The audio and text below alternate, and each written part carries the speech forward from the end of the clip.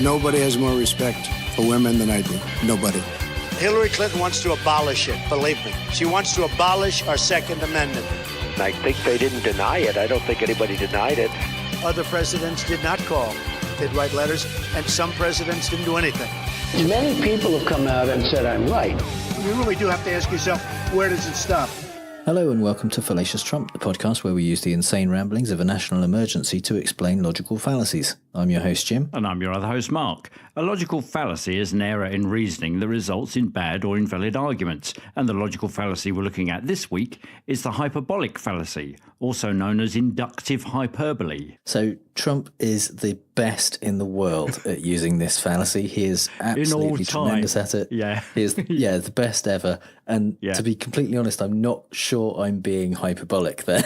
Because when you commit the hyperbolic fallacy, it is because you are expressing a conclusion that is way in advance or way too much that than you can back up with evidence. There's much more that you're expressing than actually you can kind of follow up. And sometimes it's based on a piece of evidence or a study that you just then take to an extreme. Yeah. And sometimes it's based on just stating something with really very little evidence to back it up, or no evidence in some cases, or sometimes in the face of evidence to the contrary.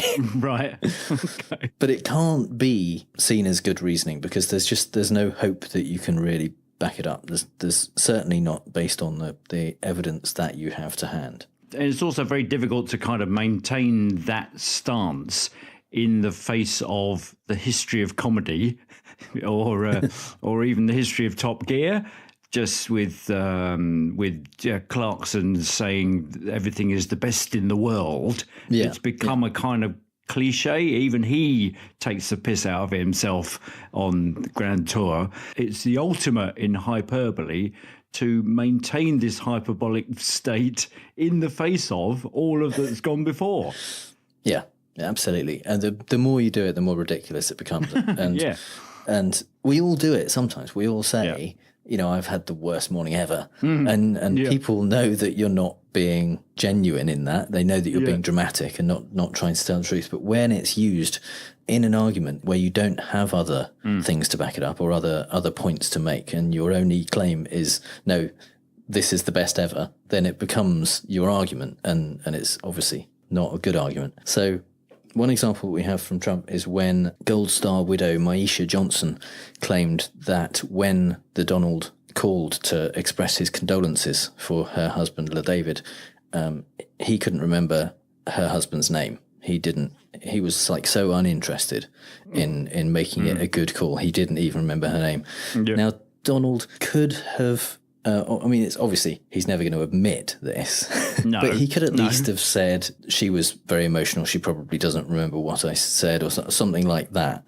But of course, instead, he had to claim that he has one of the great memories of all time. So it's not possible for him to forget things like that. Literally, he pointed to his head and said, I have one of the great memories of all time. It's just so childish, isn't it? It's ultimately he doesn't want to take responsibility for anything, and he does that by just saying that he's the best at stuff rather than being the best at stuff.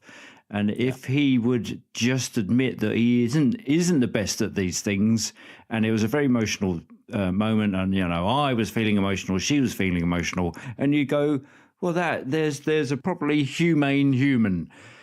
But no, because somehow that's a sign of weakness. So what he does is overcome that by saying it's not possible for me to be that and be weak because I'm the best at everything. And in the thought that people would believe him. Yeah. He just takes it to a completely unnecessary extreme. He's not just saying, oh no, I did remember, I have a very good memory. No, he's not even saying that. He's comparing himself to all of the people in history. Yeah. Even people that have won awards for being memory men, the people that can kind of remember 52 packs of cards in order. There's got to have been Victorian performers who were memory men, who are known for, if only we had the best memory ever, we'd remember their names. But, you know, people whose job it is to teach people mnemonics and how to remember this stuff. And what? And then he said, no, I've got the best memory ever. He does this a lot. Yeah, I mean, it's one of his main traits, really, is saying how great he is and how he's the best at everything and how he's the biggest expert in things and he knows more about war than generals and more about medicine than doctors and all that kind of stuff. Yeah. So I made a little compilation of some of the moments that he has come out with this stuff over the last few years. Having a drone fly overhead, and I think nobody knows much more about technology, this type of technology, certainly, than I do. Nobody knows politicians better than I do. There's nobody bigger or better at the military than I am. Nobody's better to people with disabilities than me. There's nobody that's done so much for equality as I have. There's nobody that understands the horror of nuclear better than me. Nobody knows more about trade than me. Nobody loves the Bible more than I do. Nobody knows more about taxes than I do. Nobody builds walls better than me. Nobody in the history of this country has ever known so much about infrastructure as Donald Trump. Nobody knows more about debt than I do. I am the least anti-Semitic person that you've ever seen in your entire life. I know more about drones than anybody. I know about every form of safety that you can have. There is nobody that respects women more than I do. I think nobody knows more about campaign finance than I do. There's nobody more conservative than me. I was the one that really broke the glass ceiling on behalf of women. I understand money better than anybody. I know more about ISIS than the generals do, believe me. I know more about courts than any human being on earth. I think I'm much more humble than you would understand. And despite all that, he's most humble and military, or what was I'm the biggest and the best at military. Military, yeah. And also, nobody understands the horror of nuclear. Yeah. Well, nuclear what?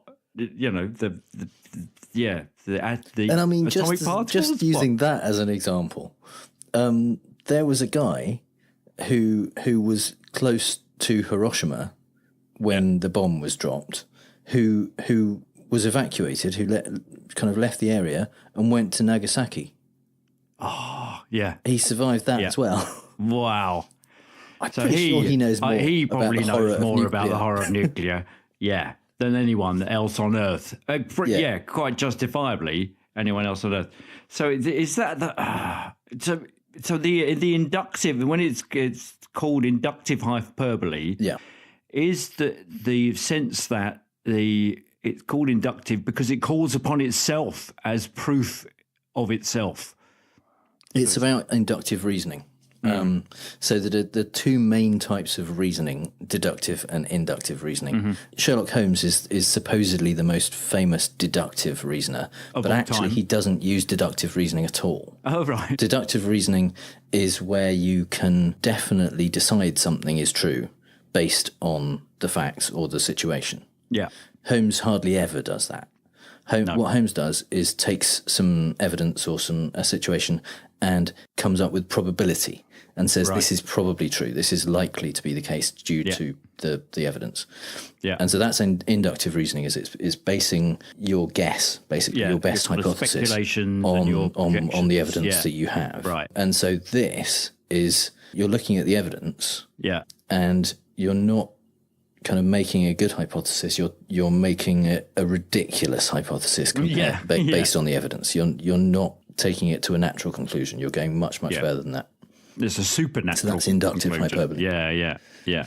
And how would you go about? I'm always interested in how do you counter this stuff. So if somebody's coming at you like Trump would, blatting at you and saying, "There's nothing you can tell me about peace." Wall building. He's the best at building walls.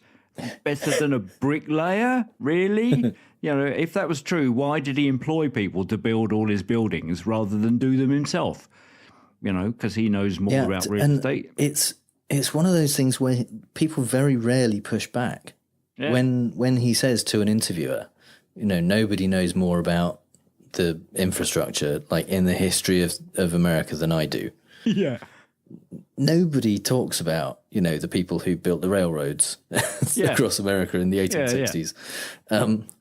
Or they just don't. They don't bring it up. It's almost not worth arguing about because, apart from a few people, it's not going to fool anyone. One place I worked, the IT network manager, when he was putting stuff out to tender to organisations, he would say, "Okay, this must be SRF compliant."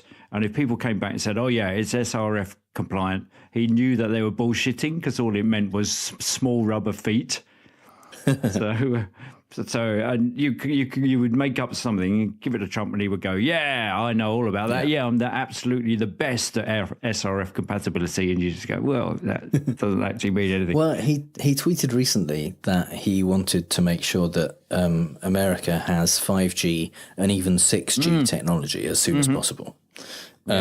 Obviously, there isn't any 6G. There isn't any 6G at the moment. No. And I did see some of the replies to that tweet were like, "I will give $10 to the first journalist who asked Trump to explain 5G." Yeah. The explanation, the space where an explanation would be offered by any normal person would just be filled up by Trump saying, "I know all there is to know about 5G. Yeah. I'm Absolutely. the leading expert on it. I know more about it than... I know more about 5G than anybody. Than you wouldn't telecommunications expert. Yes, so I can't even, I can't even find the language that you would be able to understand because I understand language. I have all the best words. Nobody understands it like I do. No. So, absolutely, that is his answer, and that's how he uses it, is to avoid actually having to answer on any of these topics. Is just say, you don't need to worry about that. I know everything there is to know about that. Yeah. That compilation, that was like 21 examples. There's so many more. Barely scratches the surface. We could have made a whole episode just playing those. Him saying how great he is. Yeah. I mean, he's obviously, he said he's the least racist person anyone's ever met. He is. He has the best words. We well know that. Absolutely, we know that. Yeah. Oh dear. Yeah. And now is the time, I think, for Mark's British politics corner. Well, over this side of the pond, the example I've chosen now is because we are some 30-odd days away from leaving the EU. I hesitate to use the word crashing out of the EU because apparently there's no deal yet made. And the example that I've got is from Liam Fox, who was Secretary of State for Trade and Industry, still is, I think. And he made this statement on the Today programme on the 20th of July in 2017.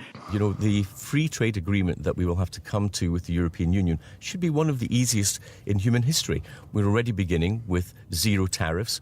And we're already beginning at the point of maximal regulatory equivalence, as it's called. In other words, our rules and our laws are exactly the same.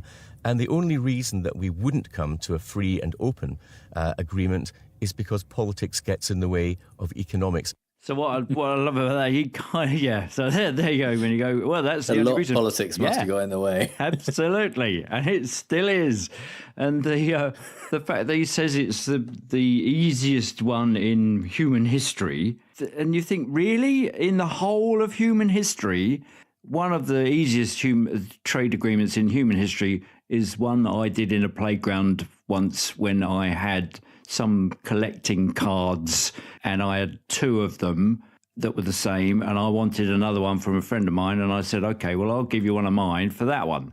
Surely that was quite an easy trade agreement. That's quite a lot easier, yeah. Yeah, and that's part of human history. So Liam Fox tries to sort of propose that there are some evidence for him saying it'll be one of the easiest in human history because we've got zero tariffs at the moment and we've got regulatory equivalence. So our rules and laws are exactly the same as they are with the EU, except part of the politics that's got in the way of the economics is that's the whole point of getting out of the EU, apparently, was to take back control of borders and immigration and trade deals, which would mean that the regulatory equivalence, the fact that the rules are the same, is the thing that means we need to leave because we want to be in charge of having them. We want to be able to make them different if we want to. Okay, cool. So the other example is Boris talking about the self-same Brexit. And actually, this was at an award ceremony where he was awarded the best comeback of the year by The Spectator magazine, because he had been on the side of leave for the referendum and had won the referendum, and then had resigned his position. He was going to go for leader, and then he said he wasn't going to go for leader, so he was kind of minister without portfolio, and then he was made foreign secretary. So as a result of that, The Spectator, I think with some tongue-in-cheek, awarded him the best comeback of the year. And during that speech of acceptance, he made this statement about Brexit. Brexit means Brexit, and we are going to make a titanic success of it. So thank you. Because when you think success, you think Titanic. The first thing you think of is Titanic. So he's doing that. He's doing the I am the smartest man in the world, the most educated person ever, and a lovable buffoon, and I'm going to use a word that should actually, he goes on to correct himself via some really bad allusion to the Titanic exhibition in Northern Ireland, and changes it to colossal. But what I love is that the audience is so damn quick. Before he's even got to, he said, we're going to make a Titanic success of it. Before he's even got to thank you, people are shouting, it sank. Yeah. And not just one person, several people have shouted, it sank. And you think, so there you go. So there's the hyperbole. It's going to be a Titanic success. And the terms of its own disaster are within that metaphor. It's just excellent. And and it continues to be the Titanic success. Yeah, he wasn't wrong. No. In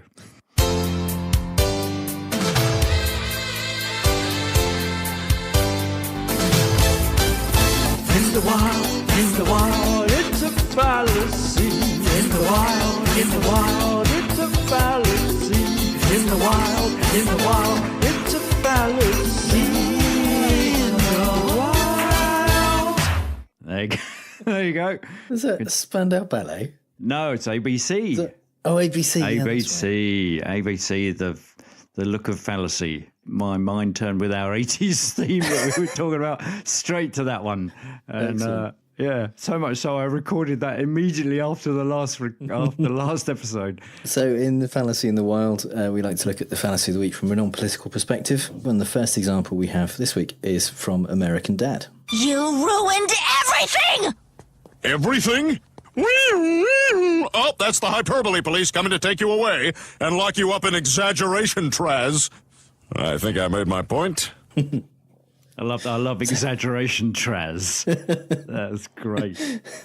Yeah. So arguably, Stan does some kind of calling out of the hyperbole there, and points out that she is being hyperbolic and exaggerating, and that's not realistic. Yeah, so, it kind of ruins it by doing the exaggeration, Traz. But if you were to kind of have the integrity of your position, you just go, that's actually just really everything. I think you're guilty of using hyperbole there.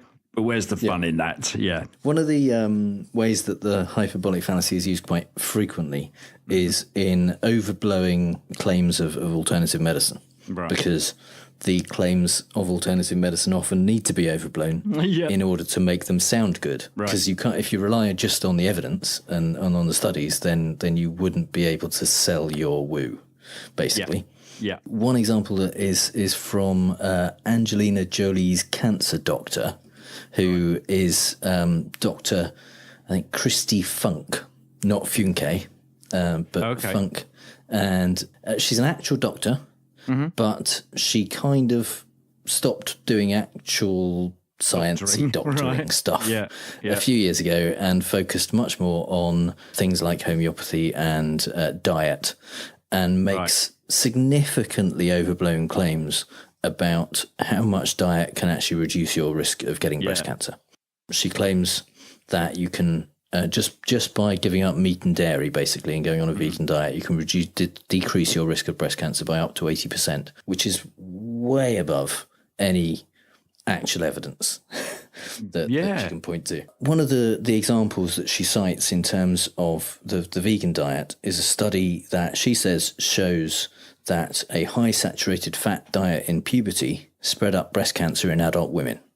So basically saying, don't have like whole milk, don't have full fat milk when you are in puberty, because it's going to basically set the stage for illness when you're older. Right. Okay. The thing is, she's stating this as if it's a fact, but the study that she's stating was a preclinical study done in mice. Okay.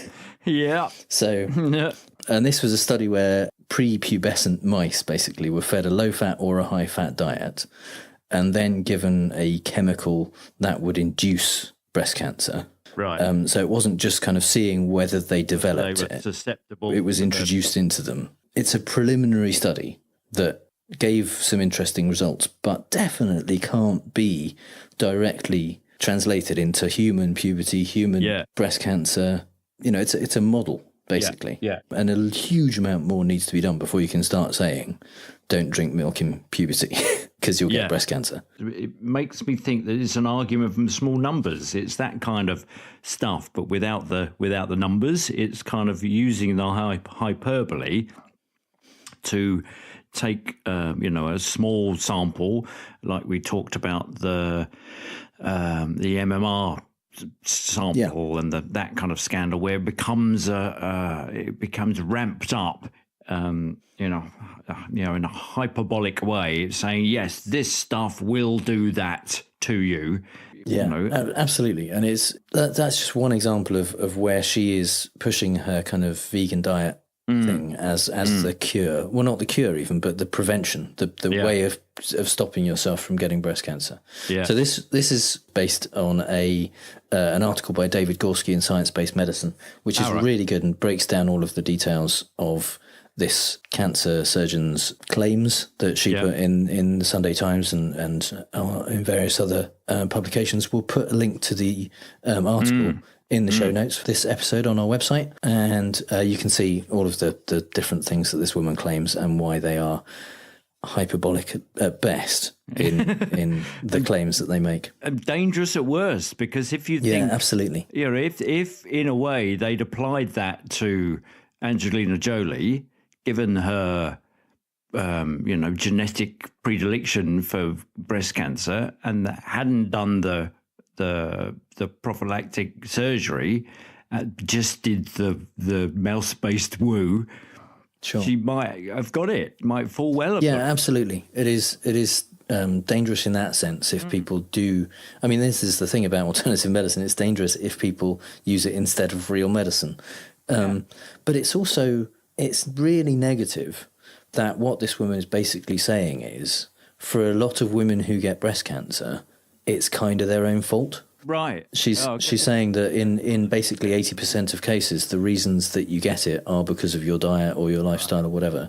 Yeah. And it's something you could have done something about but didn't, which is really negative, because that's not true in many cases. It's definitely, there are factors. People should be given correct information about this stuff so that they know the choices that they can make, but also so that they're not made to feel bad about something they didn't really have any control over. So my examples, I was interested in, when we were talking about doing this episode, the first thing that jumped into my mind was the greatest show on earth, which, in a way is a very Trumpian kind of phrase. So I was looking up the history of where that came from, and were some really nice parallels.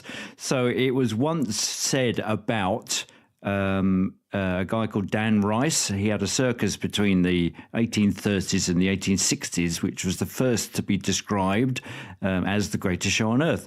And so looking up Dan Rice, he was an American entertainer of many talents, famously as a clown, preeminent for the American Civil War. He was a leading personality in the new American pop culture, brought on by the technological changes of the Industrial Revolution and resultant mass culture. Who would have thought there was pop culture in the 1850s? Rice became so popular, he ran for president in 1868. But with changes in circus venues and popular culture after the Civil War, his legendary talents gradually slipped into almost total historical obscurity.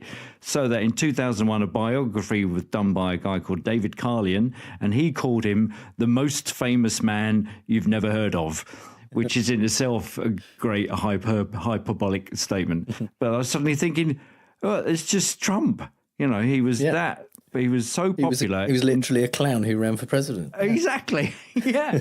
Yeah. On the back of the then pop culture. Yeah. Yeah. And about whom it was said that it was the greatest show on earth. Yeah. So that I found that very fascinating. And then my other example, then there's a bumper crop of ones in the wild. It occurs to me that apart from the sting, for this bit, we hardly ever look at music. But the 22nd of March this year would have been the 50th anniversary of John and Yoko's wedding. And it occurred to me that the Ballad of John and Yoko contains a hyperbole at the end of the kind of the chorus, I guess. The way things are going, they're gonna crucify me. So there's I think the hyperbole in there is twofold. One, that, you know, things are getting so bad they're going to crucify me. And I think the other hyperbole is that he likens himself to Christ. We just kind of goes, Christ, you know it ain't easy. You know how hard it can be. So he's kind of in that way. Not for the first time, it should Not be for the said. first time, yeah. 1965. We're bigger than Jesus, he said. Yes, before, exactly. didn't he? Yeah. But I think they're typically Beatle fashion. They're kind of doing it with their tongue in the cheek. They know exactly what they're doing, and saying this stuff is going to provoke people. And the other interesting fact about this one is that only John and Paul played on it. So that's Paul playing the drums. Just when you thought Ringo was the worst drummer in the Beatles, just listen to Paul's drumming. Someone said, is Ringo the best drummer in the world? And John, he said, he's not even the best drummer in the Beatles. Yeah, turns out he is. Yeah. So, before we move on to fake news this week, we have a favour to ask. Yeah, we are involved in a competition to win some podcasting gear, some better kind of microphones and mixers and all that kind of stuff. Yeah. So, if you have just 5 seconds to spare, because that's all it takes. It really is that quick. Please go to fallaciostrump.com/vote. And it'll take you to a page where you can scroll down and find a bit where it says vote now, and you can click on it and you can vote for us. And if enough people vote for us, then we might win some cool podcasting stuff, and our excellent show will sound even more excellent. Yes. So we're gonna play fake news, folks. I love the game. It's a great game. I understand the game as well as anybody. Yes, it's time for Fake News, the game where I read out 3 Trump quotes, 2 of which are real and 1 I made up, and Mark has to figure out which one is fake news. And fail mostly at it. I am the best at failing at this.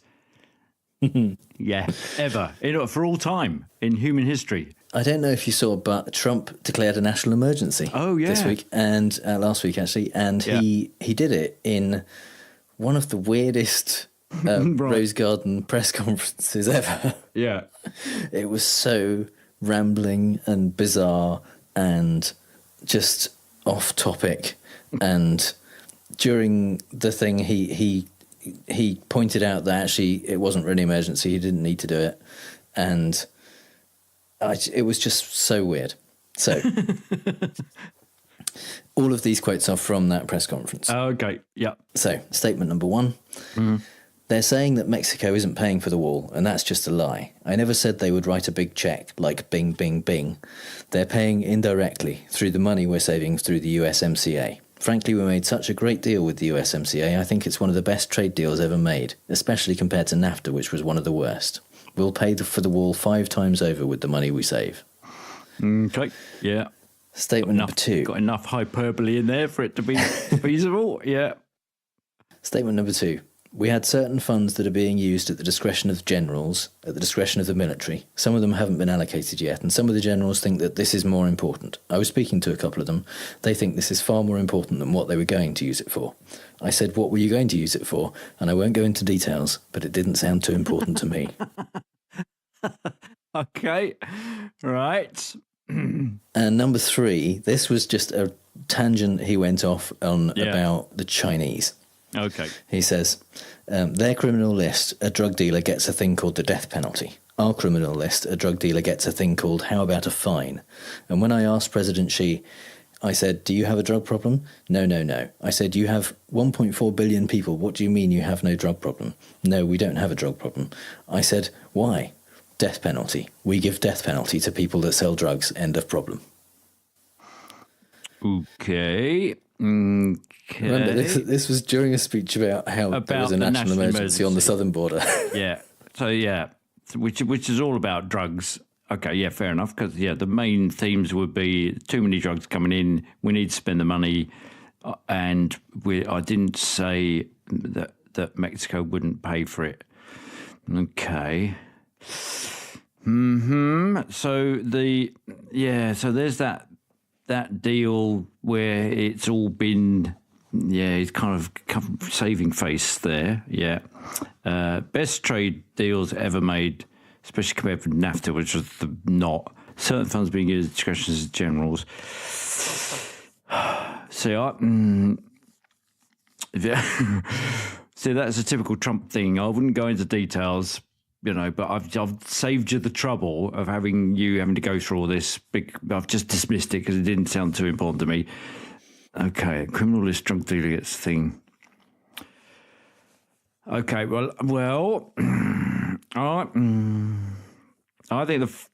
I think you made up number one. Number one's the one you made up because the lots of hyperbole and references to the other deals. Yeah, I think number one. The number one is the one you made up. Okay, so which of the other two are you more confident about?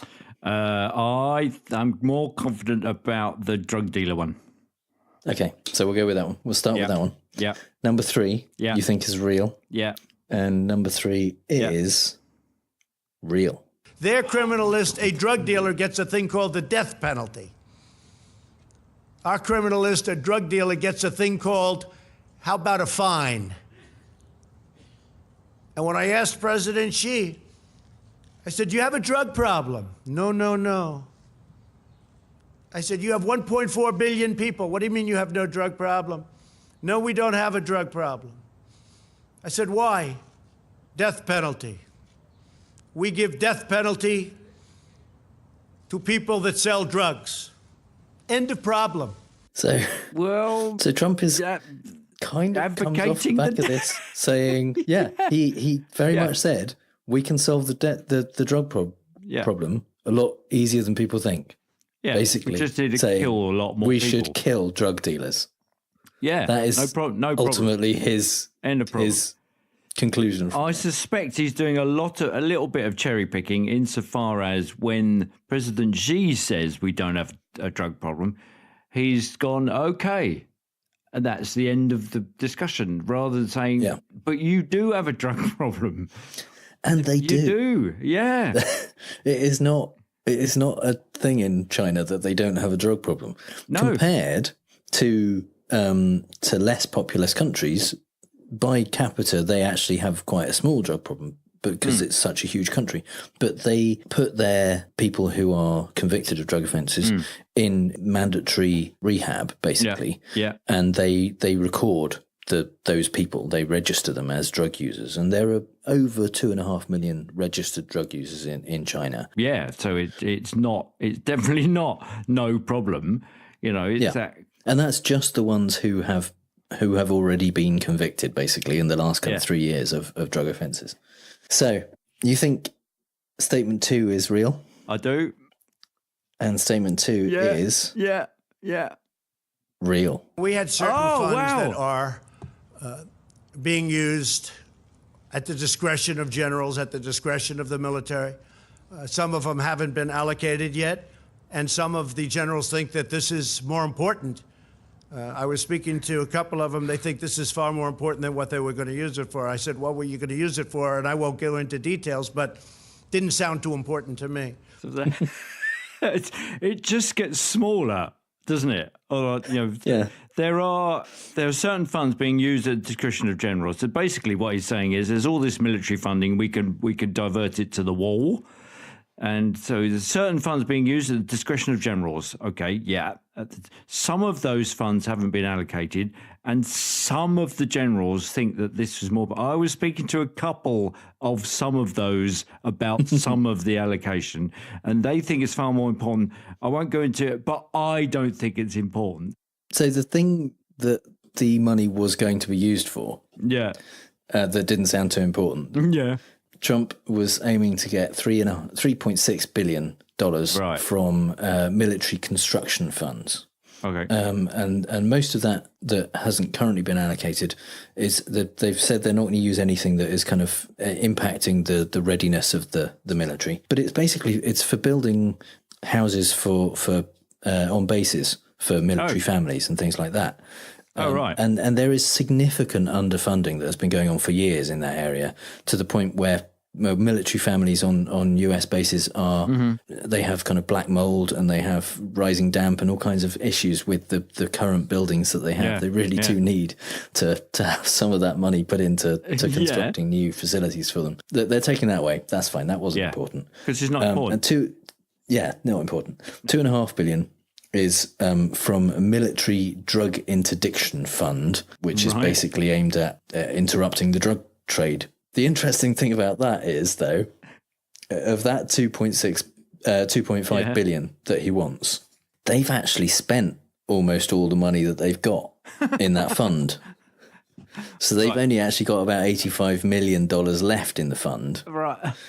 And to get more into the fund to put towards the wall, they have to go to Congress to reallocate money. Yeah. So weirdly, that's not going to be happen, interesting. Is it? Yeah. Congress might have something to say about that. And even so, that money is kind of doing the same kind of job of interrupting the drug trafficking industry that apparently the wall is supposed to do. Absolutely. That money lets the Pentagon, through the military, support federal, state, and also foreign agencies to prevent drug trafficking. Right. So basically stopping drugs coming in over the southern border, for example. Yeah, weirdly. So and that's not important. So you're going to divert that money. That doesn't sound important. No. It doesn't sound like it's much more effective than steel slats. All of that means that you won. Oh yeah. I forgot about that. Hey. Yeah. Oh, that's right. So you are now up to 32%. Yay! Which is dangerously close to actual chance. And probably a value higher than any amount of money that will ever get spent on the wall. Oh, yeah. Yeah. Definitely. Yeah. Yay! All right. There's one more clip from that press conference that I just had to play. I'll sign the final papers as soon as I get into the Oval Office, and we will have a national emergency, and we will then be sued, and they will sue us in the Ninth Circuit, even though it shouldn't be there, and we will possibly get a bad ruling, and then we'll get another bad ruling, and then we'll end up in the Supreme Court, and hopefully we'll get a fair shake, and we'll win in the Supreme Court. Just like the ban, they sued us in the Ninth Circuit, and we lost, and then we lost in the appellate division, and then we went to the Supreme Court, and we won. What the fuck was that? It's what? It's so bizarre. Yeah.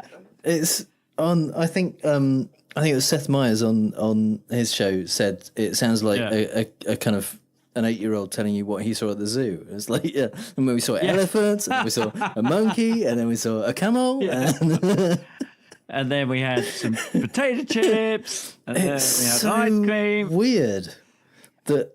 And it's kind of, even before you've announced the emergency, state of emergency, you know that the people are going to go, well, yeah, we're just not going to do that. We're going to sue you. Yeah. Or we're going to take you to task. Or he said, many presidents have done this in the past, signed national emergencies. Yeah. They very rarely get sued. I shouldn't be sued. But in the past, they haven't done it to fund something that they couldn't agree with Congress to fund.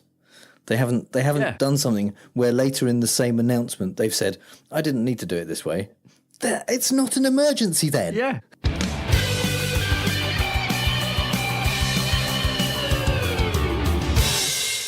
And this is the part of the episode that this week, at least, is called Killing Journalism is Not a Logical Fallacy, because we have a guest this week. It's the veteran reporter and author of Killing Journalism, How Greed, Laziness and Donald Trump Are Destroying News and How We Can Save It. It's Joe Strupp. Joe, welcome to Fallacious Trump. Good to be here. Thanks for having me. So, as I said in the intro, you're a veteran reporter. I hope that's not insulting in any way. No, I'll take it as I've been called worse. Okay. How long have you been in the journalism game? I've been a reporter for just over 30 years. I started at several newspapers, and then I went to Editor and Publisher magazine, which covers the newspaper industry. And then at Media Matters for America, which is a journalism and media watchdog group where we cover basically conservative media and essentially keep an eye on them, expose their wrongdoing, and let people know when they're not doing what they're supposed to, which, as you know, is often. And I left there about a year ago and have been doing freelancing and also wrote this book because I really wanted to get information out about what I thought was wrong with the news media, not that it was fake news, as Trump believes, or that it's left-leaning, biased, liberal hackery, as some people have long believed. But there are other problems with financing, with cutbacks, with the way it covers news, overly covering things that may not deserve it and undercovering things that do deserve it, and many other things. But of course, Trump is a big part of that, and he's essentially the first chapter of the book, and he's sprinkled throughout, as you can imagine, because he does have an influence on a lot of coverage. I know in the UK there's a lot of changes happened with obviously the internet coming along and the different ways that newspapers, for example, can do advertising and can bring in revenue. Has that had a massive impact on the press in the US as well in terms of the bottom line, basically, what they've got to focus on? One of the things I do go after in the book is the situation involving revenue. With the internet, competition has come in, obviously, and with cable television and online outlets, there's so much more competition. There's so many more places for people to get news and advertisers that the advertising revenue stream was cut severely just 10 or 15 years ago, starting with the internet taking away things like classified advertising, taking away retail advertising in a way that in print, newspapers would get large ads and they would get a big audience. Online, as you know, advertising is very different. The revenue is very low and the competition is very high. So news outlets have had to do a lot to try to get audiences, whether it's online or in print or on broadcast or cable. And I believe it's forced them to grab what is known as clickbait or other sexy stories, eye-grabbing stories, and really cut back on in-depth coverage. And in terms of the revenue stream, that's been cut. That's just notable anywhere if you just look at the numbers. But also the cutbacks in people. I go through the book that the number of journalism jobs in the U.S. had dropped by 14,000 from about 38,000 in 2000, or sorry, from about 52,000 in 2005 to about 38,000 just 2 years ago. And it's gone down even more. So that's the real cutback is revenue has cut back the resources, the manpower, but also the choice of stories because they are desperate for audience. They'll basically keep hacking away at anything that they know will get eyeballs, whether it's a Trump story, whether it's a story about The Bachelor or some other pop element, or even weather. I mean, the weather over coverage is amazing. They go on and on for hours if there's some kind of storm, whether it's big or little, as long as they know people will watch it. And they will not go after more in-depth things that take more time and reporting and maybe not grab as many eyeballs, but be as important or more. Sure. And I guess with the reduction in staff, each reporter has to put out more content in the same amount of time. So they can't spend as much time researching or writing a story. Right. We have fewer people doing more news because not only is there are there fewer resources to do the coverage and editing, but there's more time to fill. You have 24-hour news outlets. You have essentially 24-hour websites because there is no more deadline. The deadline is every minute. If something happens right now, it gets quickly written up or edited or chopped together video, and it's bang, it's out on the internet. Years ago, you would have until the 5 o'clock, 6 o'clock, 11 o'clock news show or the deadline for the daily paper or the print product. You'd have time to review, fine-tune, edit, and get the story out. But now it's instantaneous, and there are a few people to do it. So in this new landscape, what kind of impact has Trump had coming along and affecting news in what way? Well, he did it in two ways, which is kind of interesting. First off, during the campaign in 2016, he initially was given almost over coverage. News outlets, especially the cable news channels, would put anything he did on the air. They'd leave the camera on at his rallies for hours and just let him speak. And then when he started to lie about so many things, just outright untruths, they wouldn't really be able to correct them and fact check them because they weren't ready for it. They weren't expecting it, and they really weren't set up for it. And then when they started to do some in-depth reporting and started to call him on things, a lot of it his sexual harassment, sexual abuse allegations, and just straight lying on his part, then he turned on a lot of the press, as you may recall. He would go to the rallies, he would put out his untruths, then they would correct him, and he would point to the reporters as fake news. And many of his followers and supporters started to believe that what he said was true, and what the press, and many mainstream press, MSNBC, NBC, CNN, New York Times, he would make people believe they were the ones that weren't telling the truth, when in fact he was. That built a real opposition and almost danger to some reporters. Katie Tur of MSNBC writes in her book about being verbally harassed and pushed around. And in an interview I did with Olivier Knox, the White House Correspondents Association president, a couple months ago on my podcast, he told me he knew of at least 3 White House correspondents who had personal security details hired because they were so fearful of their lives. So Trump did a double impact where he would get all this coverage from news outlets. Then he turned on them when they started to actually criticize or question him, and made many people think they were the fake news, when in reality, much of what he says is the untruth and the problem with accuracy. What kind of impact do you think fact-checking organizations like PolitiFact or even the Washington Post fact-checking department have on the general conversation? Do you think people believe Trump over them? I mean, certainly some of his base seem to. Yeah, I mean, his base is so loyal to him and so misled into thinking that what he says is the truth, and that the press has had, as you know, a difficult image problem for a while. I mean, going back, centuries even, because there's the old saying, shoot the messenger, blame the messenger. There's been times when the press has been, had credibility issues. The early days of the yellow journalism with Hearst and Pulitzer papers. That's what coined the term, the yellow journalism, and having problems based on political views or trying to get audiences. You look back to Benjamin Franklin's days when he owned a few newspapers. He would make up letters to the editor and put them in his paper to support his views. For the most part, though, in recent years, maybe since the 50s and even the 70s, I think there was a real effort. And there's a lot of history on newspapers and the news media in the book. I do a whole chapter just looking back on sort of where we got to how we got to today.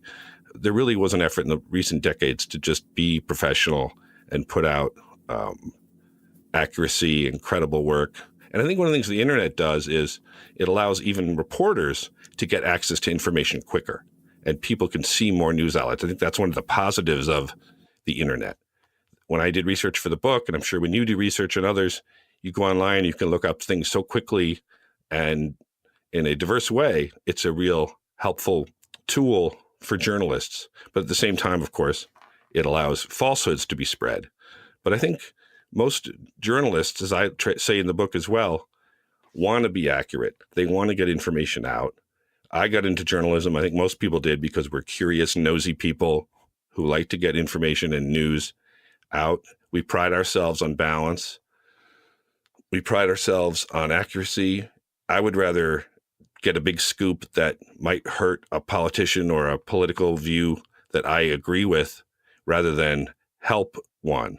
I would rather get the truth out no matter who it affects, because that's the job of a journalist. And I think most journalists do that. I think that's one of the misconceptions people have, that reporters, left or right, are trying to slant news, are trying to sway public opinion improperly. I think most people want to get the story out, like telling a good, honest story, and like getting the impact from it. So for Trump to say there's fake news, he knows that isn't true.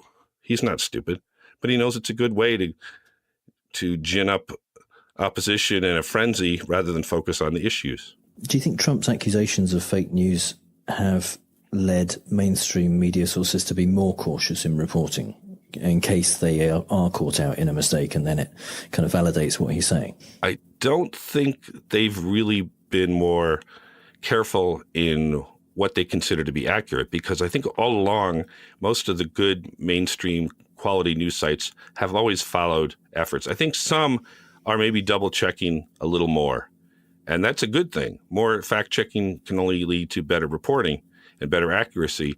But since Trump's claims are so falsely based, if there was some data he brought out and said, look, news outlets are getting less and less accurate because of this fact or that survey or whatever. But he pulls these things out of whole cloth. He makes them up. Yeah. So for a news outlet to say, well, he's saying we're fake news, so we better not be so fake. Well, they're not being so fake. But in some cases, and some editors have told me that in the book, that they are having to be as accurate as possible. And that's a good thing, to be fact-checking consistently. When I was at Media Matters for America, since we were a watchdog for conservative media, keeping an eye on conservative outlets, they would come after us for any even mild inaccuracy. So we were double and triple checking our facts. And in the end, that was a good thing, because we had rarely a need for corrections, and almost all of what we reported was true. And if something wasn't completely confirmed, we wouldn't go with it. And I think that's a good thing. I think news outlets need to wait and check things out. I don't know that that would help Trump in any way, because if you're fact-checking more, then you're confirming your reporting better. And if it's a report that is critical of Trump, that's not going to make a difference to him. He'll call it fake news just because he doesn't want anyone to believe it. Yeah, that sounds about right. Okay, Joe's book is Killing Journalism, How Greed, Laziness and Donald Trump Are Destroying News and How We Can Save It. Joe, how can people find more out about you? Good question. You can go to my website, joestrupp.com. That's JOESTRUPP.com. You can also go to Amazon.com or BarnesandNoble.com to order the book, and ask your local bookstore to order it. We are out on all the book print systems and places where the books are purchased by bookstores. And on my website as well, you can see some other interviews I've done and events I'm going to be having in New York and New Jersey and Washington. And my main website, joestrupp.com, has a lot of that background. Great. Thank you very much for joining us, Joe. Thank you.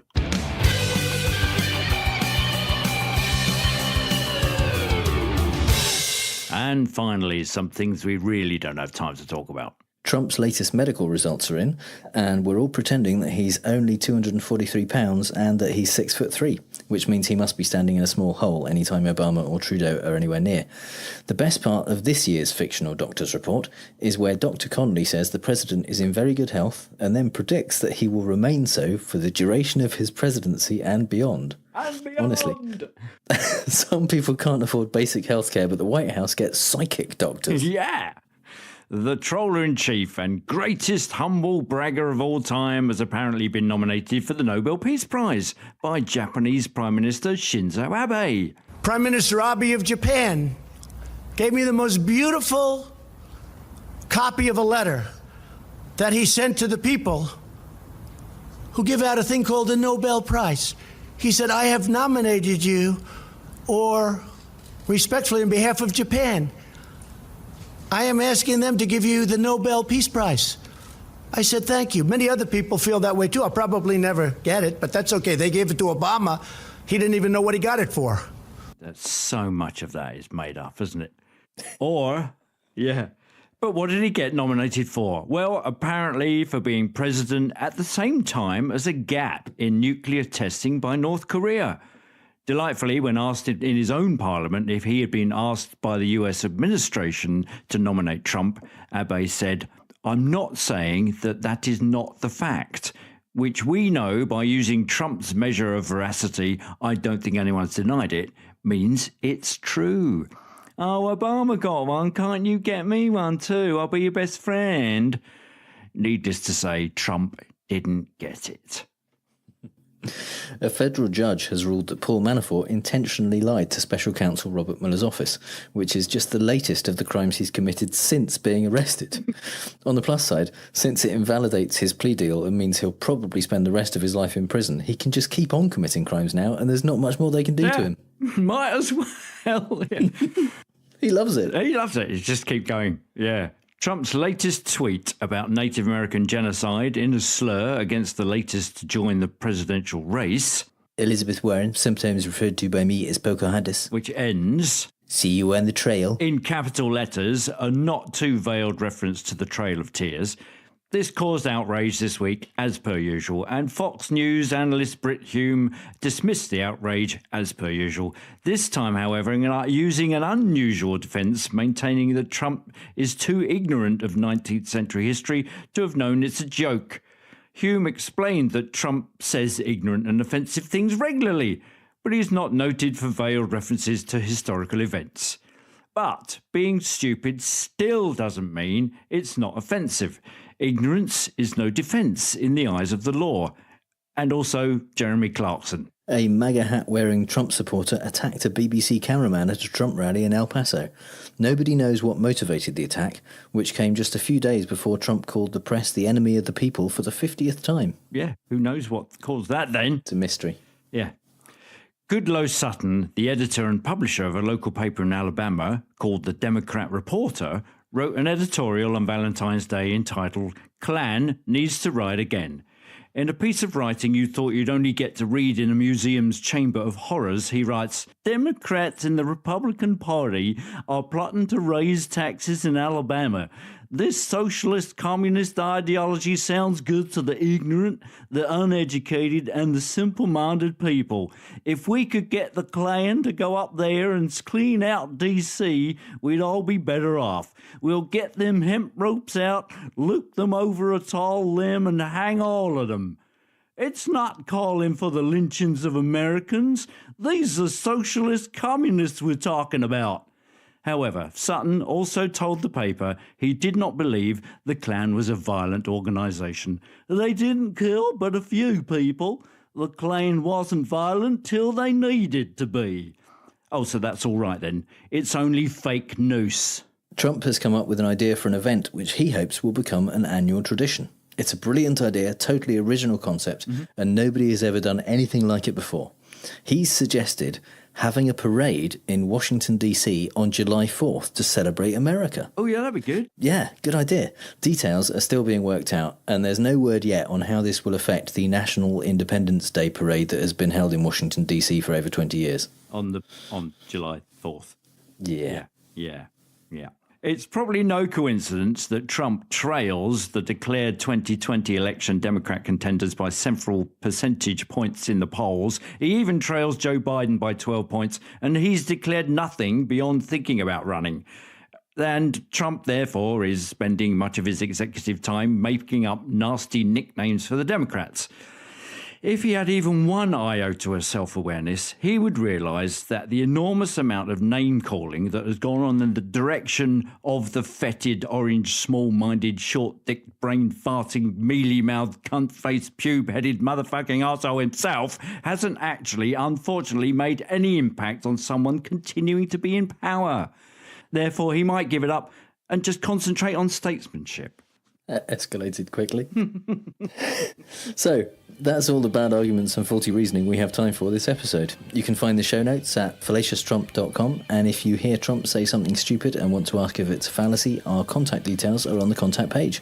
You can also connect with us and other listeners in the Facebook group at facebook.com/groups/fallacioustrump. And if you think we've used a fallacy ourselves, let us know. And if you've had a good time, please give us a review on iTunes, Stitcher, or wherever you get your podcasts. And you can support the show on our Patreon page at patreon.com/ftrump. Just like our newest patron, Eric Toffolo, which is just a brilliant name, which makes me think of Mark Ruffalo.